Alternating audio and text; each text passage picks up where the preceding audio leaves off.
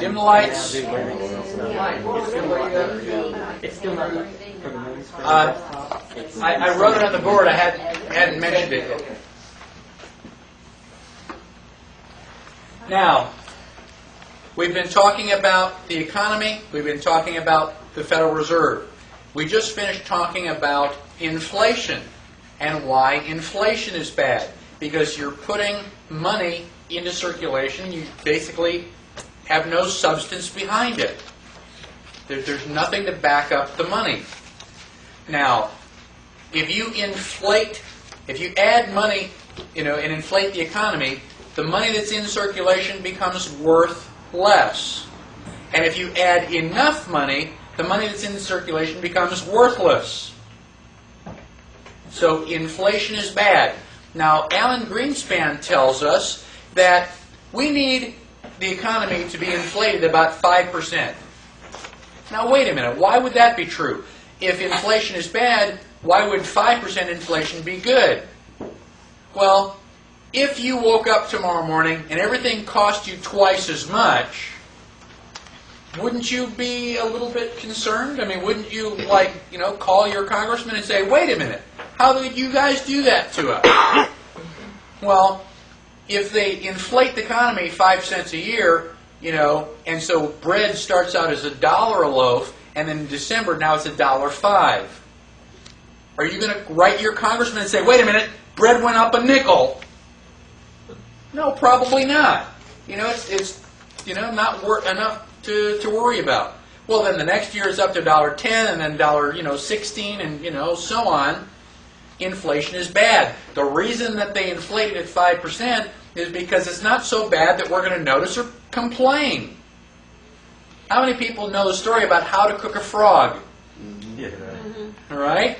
Well, basically that's what they're doing. They're doing it in little increments so that we don't get irritated. Well, let's get irritated anyway. Now, inflation is bad. Let's talk about deflation. October 1929, stock market crash. Oh, terrible, terrible stuff. Accident, right? No. The stock market crash was deliberately caused. You can read books on that. They deliberately caused the crash of the stock market. Now, if that was the only thing that happened, the stock market would have, been recovered in about, 3 months. Okay? No problem. Is the stock market crash caused the Great Depression? No. What caused the Great Depression? Anybody have any idea? Took the money out of circulation. They took the money out of circulation. They contracted the money supply. In October, the day that the stock market crashed, the amount of money in circulation was enough so that each man, woman, and child could have $2,400. So if you spread it all out, everybody would have $2,400. A year later, guess how much money was in circulation? $14.50 per person. From 2,400 to 14? If you're paddling down the river in a canoe and somebody sucks all the water out of the river, where are you going to go? You're going to be sitting there going, what happened? Now, the Great Depression, was that because you didn't have enough people to work? Were people sitting around going, I'm just not going to work today? No, you had people begging for jobs. Please hire me.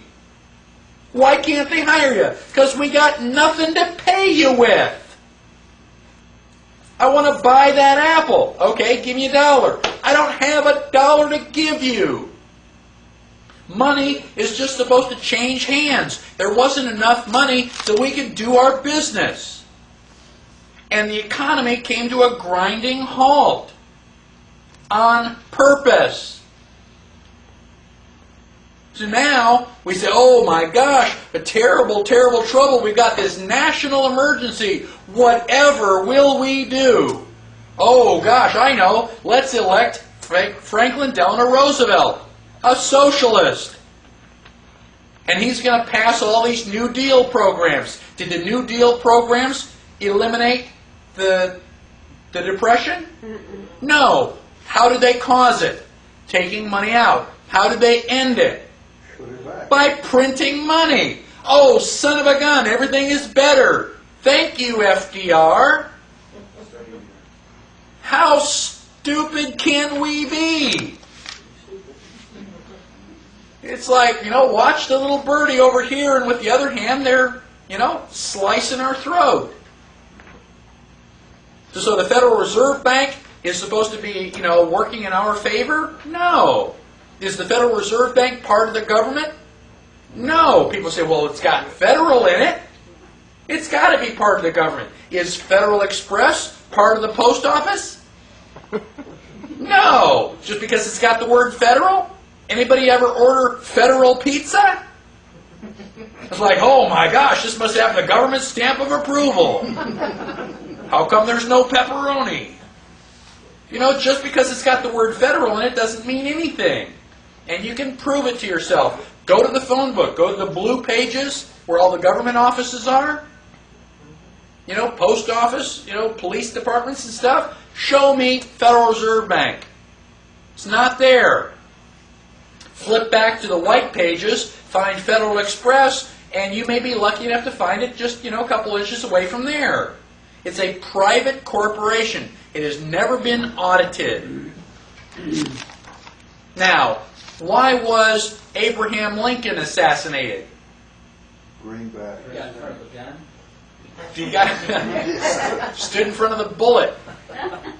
Now, Abraham Lincoln was fighting the Civil War, and he wanted money. You think bankers are willing to loan him money? You bet. You want that money? Sure thing, Abe. It's going to cost you 30%.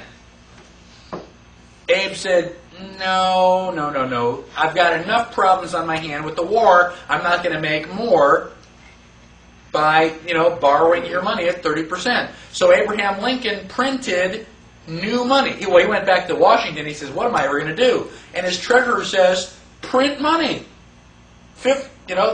Article 1, Section 8, Clause 5. Coin money and regulate the value thereof. That's one of the things the government can do. So Abraham Lincoln printed money with green ink on the back. Up until then, money was black and white. Why did he put it on green ink? So you'd be able to tell which ones were which. So he printed a couple $1 million, put it in circulation, won the Civil War, and then started taking all those monies out. Anything with a green back was taken out of circulation. So for a short period of time we had inflation, but at least we didn't pay interest on it.